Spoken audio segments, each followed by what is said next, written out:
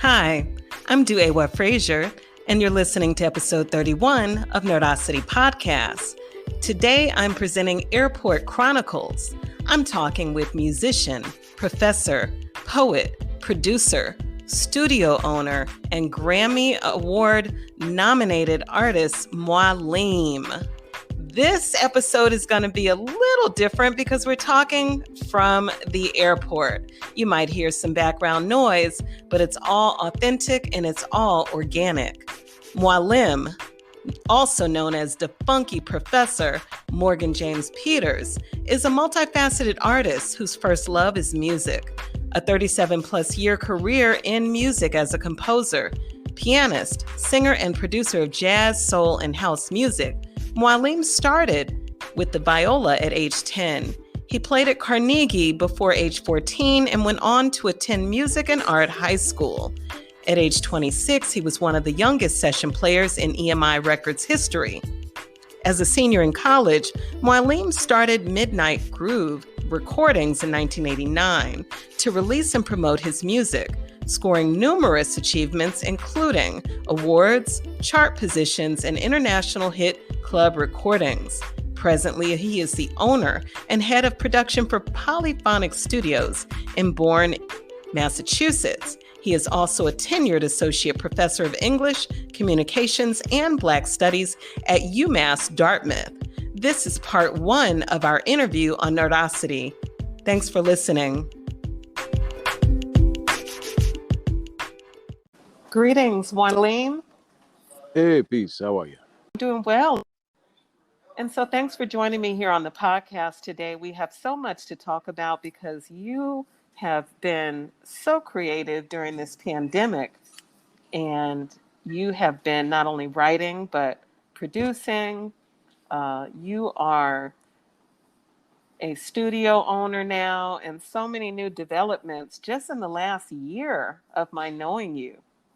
Oh yeah, it's kind of had an interesting trajectory. And, Yeah. and so congratulations again on your book, Land of the Black Squirrels. Oh, thank you. That was released in 2020, and you have since been developing your brand, Bronx Boheme. Can you talk to me about that? Oh, definitely. Yeah. The funny thing with Land of the Black Squirrels is it came out just in time for the shutdown, and so there was supposed to be a book tour, physical book tour that basically turned into a virtual one, and it created different opportunities. But the novel Land of the Black Squirrels was the first output under the brand Bronx Boheme. And Bronx Boheme just sort of relating to being an artist and having grown up, being born in the Bronx and having grown up in the Bronx, and even then returning to New York and the Bronx being one of my professional landscapes as a theater artist and as a spoken word and musical artist. I that just became an overall tag for the work that I create because of the role the Bronx played in my development. And so yeah, Land of the Black Squirrels was the first output, and that's the first novel in a series under that title. But then Bronx Boheme also encompasses what I've been doing with music. It's sort of a funny response because with the novel Land of the Black Squirrels, where as you remember, the background of that is sort of the underground music scene of New York. I start, when I've gone out and made presentations about the novel, one of the questions that comes up is, well, what is the music? You know, we hear about this music. We get a sense of music that you hear that you're talking about throughout this novel. So as a composer, music being my first background, I was like, oh yeah, well, this is what it sounds like in my head. I love that. I mean, it makes me think about, you're watching, your favorite movie. All great movies have a great soundtrack. Right.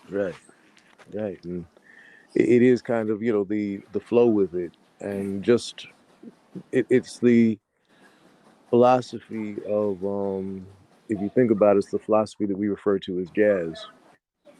Jazz musically is where you take a melody, you take an idea, and you expand it. And once you've expanded it as far as you can go, you bring it right back to that original idea. And I realized that that same application for music can be applied to poetry, and that's what's applied to life as well. That's the entire experience, and you know this as well as I do. That's the experience of being a teacher. When we're teachers, we take a certain set of precepts. We're also revisiting foundation principles. We're going over it with our students, but then we take it in a completely different direction. At the end of those 14 weeks, we have to bring it back home. Wow, that's so true. And so, how do you what's really intriguing to me is I also know that you're a professor, you're an academic, you're a scholar. And, that takes a certain amount of energy, brain power, creativity, resourcefulness. And so, and that's something that you do, technically full time. How do you find the brain energy and time and quite frankly, focus to work on these different endeavors, such as the composing, and as you mentioned, um, linking it to the creative writing that you're focused on? Well, it's the funny thing because academia was just sort of a way to formalize what I was doing as an artist anyway. Out in the field as an artist, I was doing music and I was doing theater, and I discovered, thanks to my mentors, that teaching is a wonderful way to support yourself while you're doing all that artistic work. Mm-hmm. And academia, when you when you're vested, um, part of your work is teaching, and part of your work is your scholarly professional activity, and part of your work is the stuff you do in the community. So what it actually became was getting one paycheck for the 5 jobs I had before. Hello, like time to centralize that hustle, so to speak. That was it. And this one comes with summers off and You know, insurance. benefits. How about it? It was funny because early on somebody said to me, "How did you become a professor?" And my answer was, "They were hiring."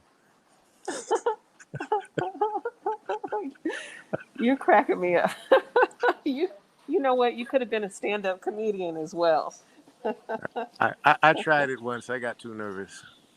I decided to stick to poetry because you're not as under as much pressure to make people laugh that way.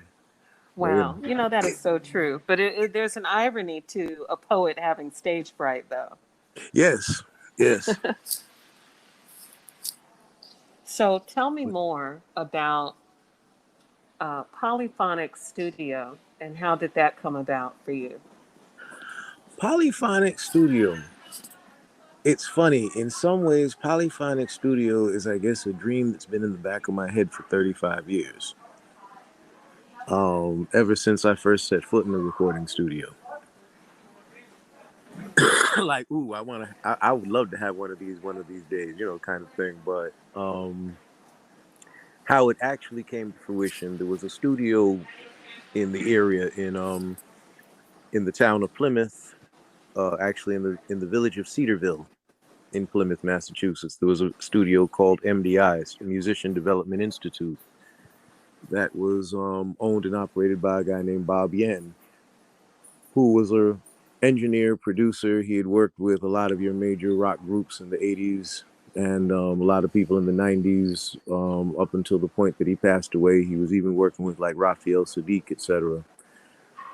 Well, I was doing a lot of my production work with the Groovalatos. In fact, we did the entire Groovalato album at his studio.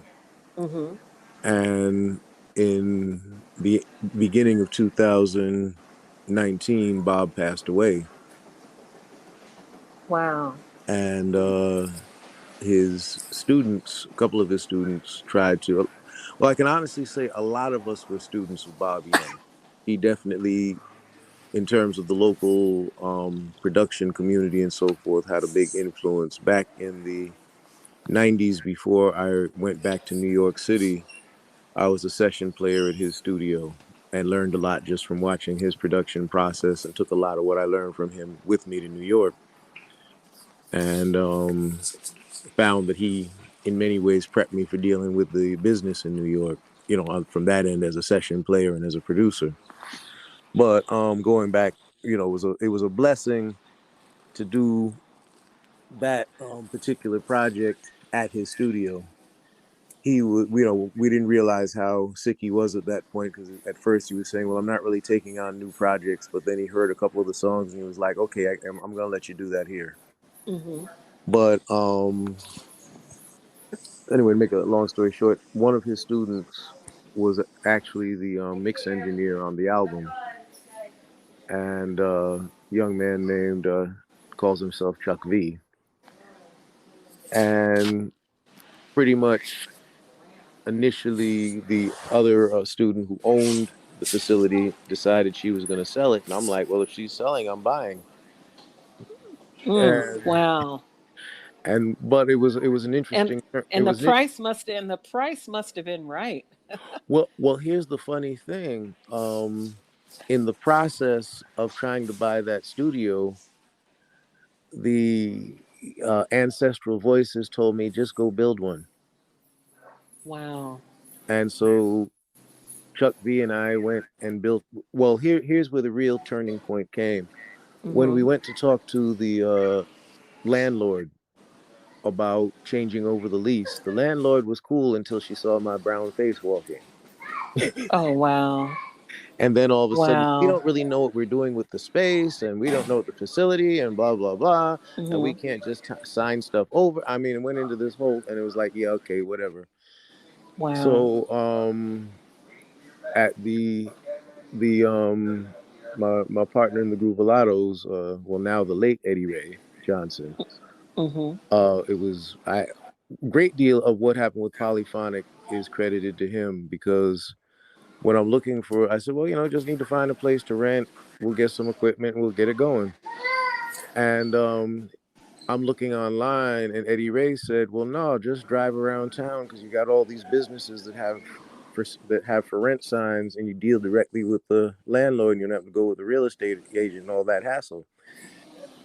And it was about 10 minutes after that conversation, I'm actually on my way to pick him up, and there's a for rent sign in the window of what now became Polyphonic Studio. So, Mm-hmm. like I said, blessing upon blessing, we ended up building a facility, and Wow.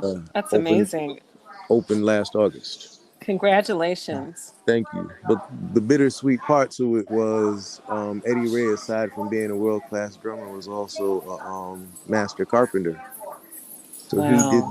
he did all of the refitting of the entire space, Mm-hmm. and finished it about 5 days before he died. How amazing is that? That man put his soul and he put everything into it. Wow. Exactly, exactly. We, So that's it was. definitely a blessed. That's definitely a blessed space, wouldn't you say? Oh, we beyond all measure, because the countdown was. I remember he finished on a Wednesday. He was just going to come hang out Thursday, and then Thursday he was saying, his stomach was bothering him. Eddie had stomach problems all along, so Mm-hmm. no surprise there. But then Father's Day, he was just really down and out, and we went to the hospital, and the next thing we know, they're airlifting him to Boston. And yeah, next thing I know, exactly a week after he's telling me his stomach's bothering him, I'm at the hospital saying goodbye to my boy. you I'm know. so sorry to. I'm so sorry to hear that. And may he rest in peace and power. Oh yeah, oh yeah. And but the thing was, the Polyphonic Studio and the Bronx Boheme and the Groovalato intertwining can't really be described, with the exception of their pieces that are the individual. Right. So the Bronx Boheme is more like my individual. If I had to give my creative essence a name, that's what it is.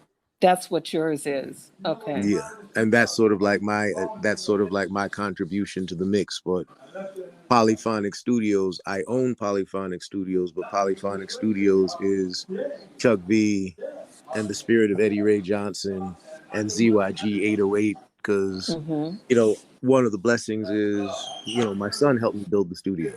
Right. And, you think when people talk about family businesses, it's funny because when you say family business, they think about plumbers, they think about electricians, they think about mom and pop stores. Right. But Right. people don't think about artistic legacies and dynasties and that Mm. kind of thing. That's so true. And it goes back to, I was blessed to have a mentor, James Spruill, actor, director, and also, Oh yeah, I know that name, James Spruill. Uh-huh. yeah, if you look at, he's created or co-created New African Company, which is New England's oldest continuous Black theater company. And Mm-hmm. one of the things that he pointed to, because he was a Goddard alum and he was one of their original theater majors, and the first theater majors at Goddard, they actually built the theater. Their their Wow. their professor said, "You're going to literally learn theater from the ground up," and they did. And one of the principles that he instilled in me is be ready to build it yourself. Wow. Because he used to say, we can do all the theater you want, but we first have to build the stage. And Wow. In he other meant that. words, hey, nothing comes just free and easy around here. You got to put in your blood, sweat, equity. Oh, big time, big time. And not only that, it's what, when Elijah Muhammad talked about do for self, it's that exact same point of view. Hmm. Yes, totally, totally. Self sufficiency, self actualization. It's why, personally, I give as much love to the brother out on the corner with a table selling incense and magazines as I do to the cat who has a corporate job, because you know what, they're both doing the same thing. Mm-hmm. you That's know right. and it's coming from that same place, and it's this, the same type of thing. I look at, I look at and admire your drive and hustle and your business and entrepreneurship, and how you have consistently woven that into your work as an artist. Are you talking about me or yourself? I'm talking about you. Oh, wow. I didn't think anyone had noticed. Thank you. No, no, I mean, But no, much definitely. like you and Mwalim, I take my hat off to you because I met you in New York City and I've always known you as a poet, but I never just thought of you as a poet. I always thought of you as a musician, an MC, a creative producer, um, even an actor. An actor. Haven't you done some acting? Reluctantly, yes. Okay. No, because my preference has always been playwriting and directing. Right. uh, Right. it was Jim Spruill and his wife Linda Patton. Linda Patton was one of my playwriting teachers. Oh yeah, Uh, I know Linda. I know of Linda Patton. Now, was she from Connecticut? I just keep no, thinking Boston. she was. Oh, Boston. Uh huh. Boston. She was actually the artistic director of New African Company. Okay. Um, when I came into the company, and one of the things that she told me, well, if you're going to write and you're going to direct, you have to get out on stage, because if you want to try to communicate to actors, you have to learn how to be one. Wow. um, Wow.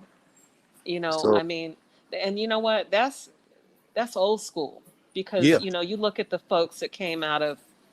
Makes me think of Philadelphia's the fame of what is it, Negro Ensemble Company, and that well, the artists from that time, they knew how to sing, dance, act, direct.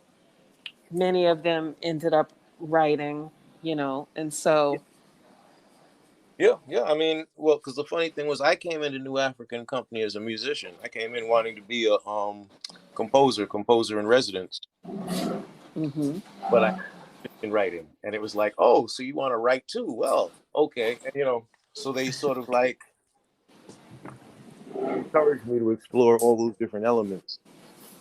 And the funny thing was, when I went to New York, I'm like, finally, I can just write plays and direct them.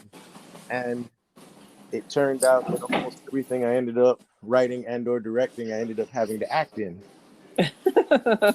Right. I mean, was that because you wrote a character that was perfect for yourself, or you were one short an actor?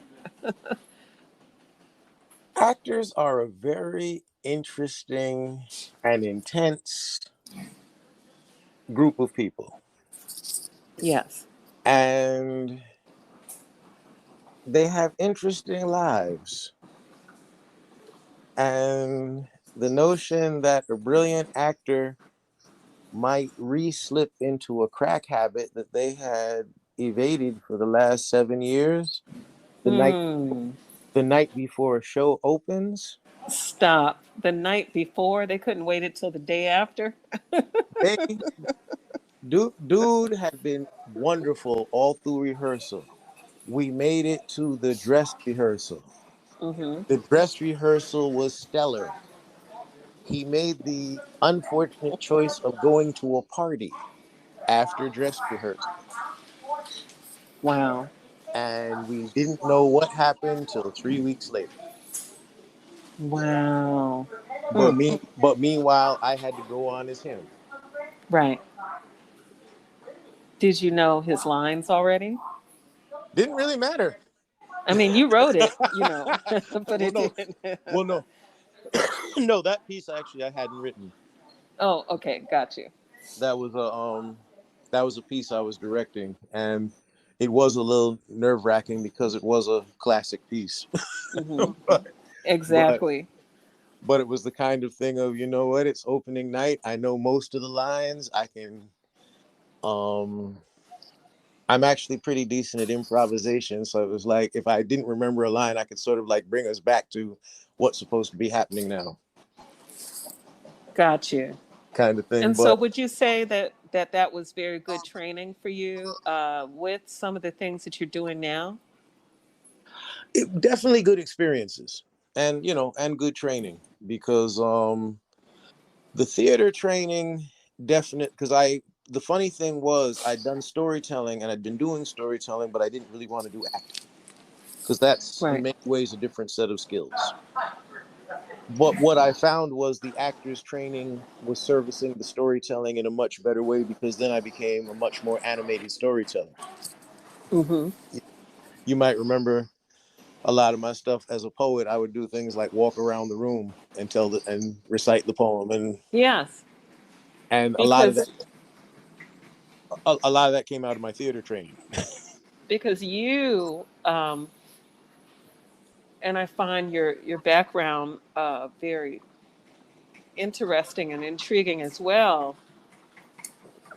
Um, from the I want to say the Mashpee community, Mashpee, yeah, yeah. The Mashpee community, and I'm thinking of your style as being very much like the griot storyteller.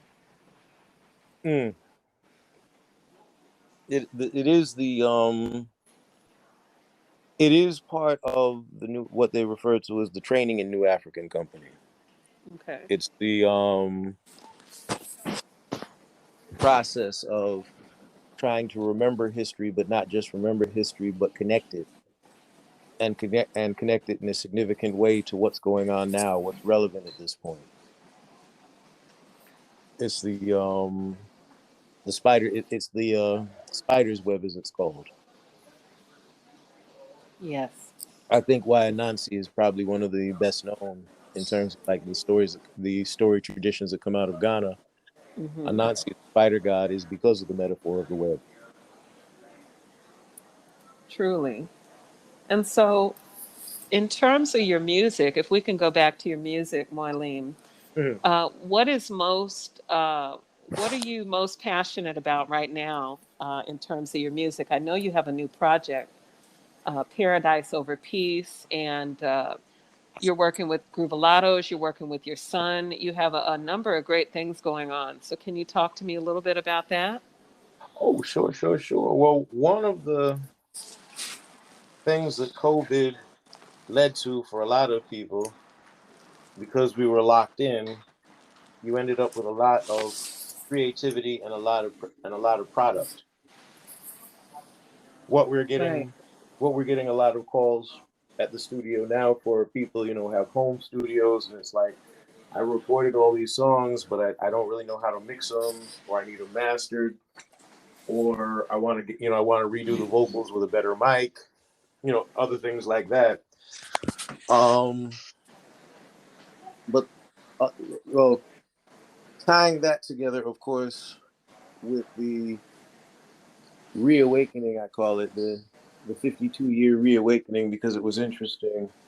The George Floyd murder, which was almost exactly a year ago. What was a year ago as of Tuesday?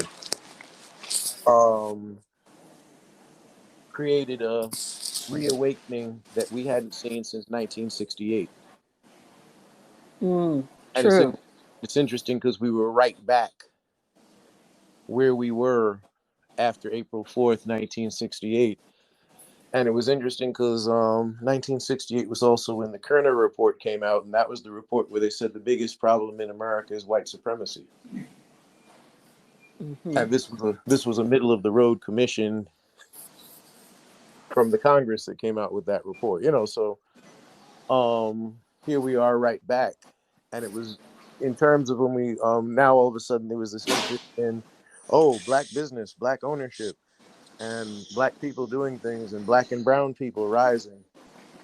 And thinking about it, I was looking at it made me reflect on when I went to England in 1990. One of the things that I learned was how remarkably racist the American music industry is.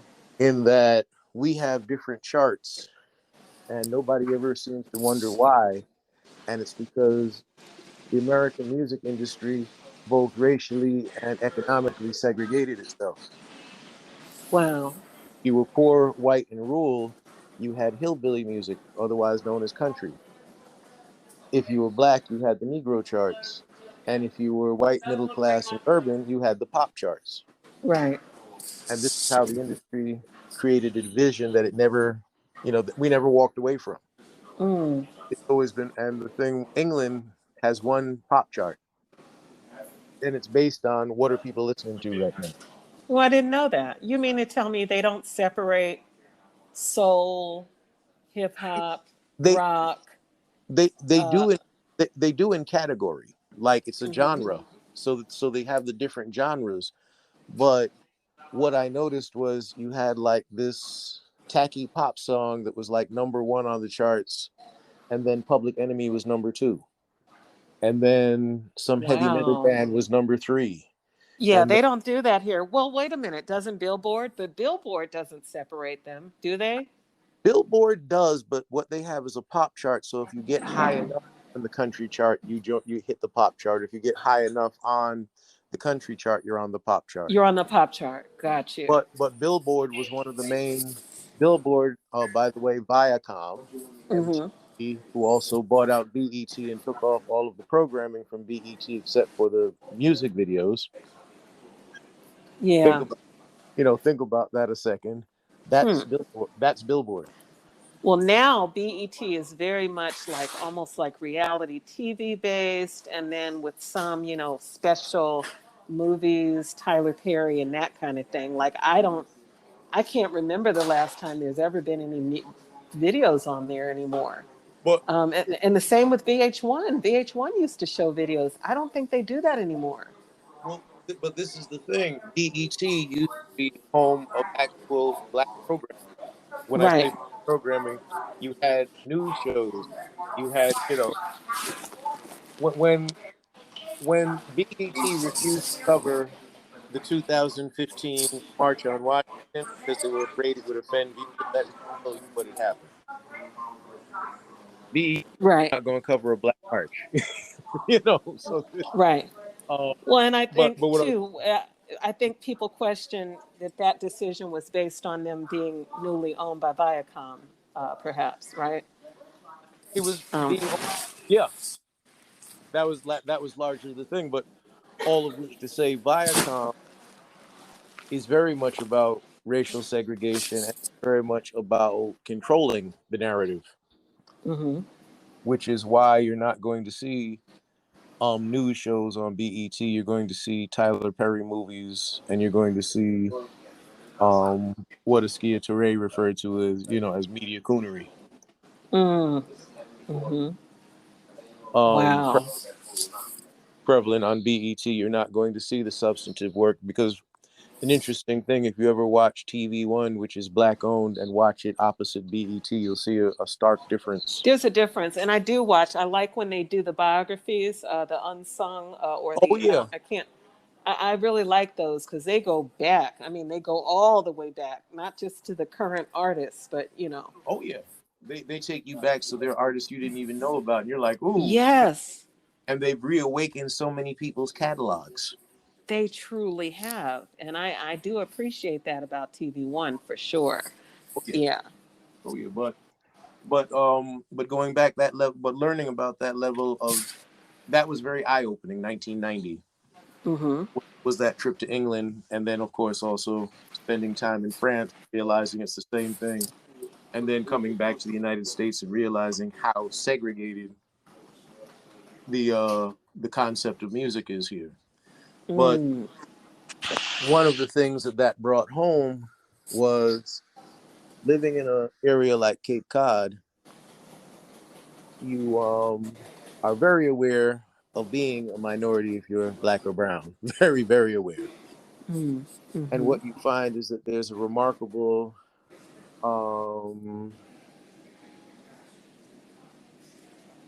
you find there's like a remarkable, how should I put it? Um, there's a remarkable diversity in the music, but by the same token, you then end up with an industry that you consider the fact that they formed a black rock coalition because you had all of these black rock bands and an industry that was going to ignore that you had black people making rock music. You have all of these black folk musicians, and you have an industry that completely ignores the fact that you have black folk players. Mm-hmm. If Mm-hmm. you listen to India Ari before she was signed, she was a folk artist. But, Wow. but what they did was, okay, so we'll loop your guitar and put a funky beat behind you, and you can sing your same message. Exactly. you know, and but what we started doing out of Polyphonic, because this then goes back to do for self. Okay, you control the means of production, and now thanks to the internet, you even control the means of distribution. So what we essentially did was created a movement called the South Coast Thump and Soul Movement. The South Coast being the region of Massachusetts below Boston, and what we're doing is every month we're coming out with singles by black and brown artists, but black and brown artists of different genres. Right. So we first had ZYG 808. He's been dropping hip hop singles every month. In February, the Groovalados started dropping singles every month, which Mm-hmm. basically soul and funk market. And I decided to throw my house music, new jazz hat back in the ring. So Right. in June, that's where Paradise Over Peace comes out, and that's my addition to the South Coast Thump and Soul movement. But it's Mm-hmm. also when Bronx Boheme goes musical. Wow. I mean, you are quite a music historian. Have you ever thought about teaching music or music history? Oh, I've been teaching music history for the last 30 years. Oh wow! I didn't know. I thought, wow, that's amazing. I really thought you were doing, literature, creative writing, Black studies. Oh, I was Um, teaching it all because part of what I was been teaching in Black Studies has been music history, Black music history. But even in terms of when I was teaching middle school and a high school mm-hmm. young teacher, I was teaching history, sort of giving a lot of what I was doing at that point, especially in the mid '90s when Puff Daddy Big Sound. I would play the record for them, and then I would play the record sample and give them a little history lesson. Because my thought about music, teaching music history, is start where you are and then take everybody backwards. Mm-hmm. Yeah. So, but yeah, music history has always been a part of what I taught along. to me, it's all sort of like a holistic approach, because you can't really teach literature without teaching music, and you can't teach music without teaching history. I mean, they are so tightly linked. It's so true. You Yeah. know, I often hear, are you one of those professors that plays music at the start of your class? Because I've been hearing more about professors who do that. Oh yeah, I've been doing that. I've been doing that again I've been teaching now for a little over 32 years. I've been doing that for 32 years. Wow. You know, my first day teaching high school, I walked in the room and I played The Bridge Is Over. Oh, yes, KRS-One, Boogie Down Productions. Man. And I'm sure they were like, what is this, Oh yeah. professor? Oh yeah. I mean, it was, what is this? And then of course I came in and I played Rebirth of Slick. You know, mix it up. Another day I would come in and play Donny Hathaway. Another day I'd come in and play Curtis Mayfield. Another day I would come in and play Living Color. Another, you know. Mm-hmm. Wow, that's wonderful. It's like, you know, you got the club, you got the classroom jumping like a club. Sometimes, because the other thing I've created is a study listen list. I created a playlist of jazz to listen to while you're reading or while you're studying. Because of the proof and evidence of the synaptic flow that it opens up for you. Right. That's really, that's amazing. Are you always on? Are you always thinking about creating? Kind of. It is something that operates on the subconscious.